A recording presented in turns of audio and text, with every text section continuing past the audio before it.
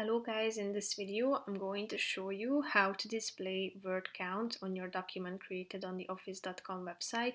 But first I just want to mention, don't forget to subscribe to my channel because at 10,000 subscribers I am going to show you my whole YouTube revenue statistics and growth strategy, how to make money online. Now let's jump into it.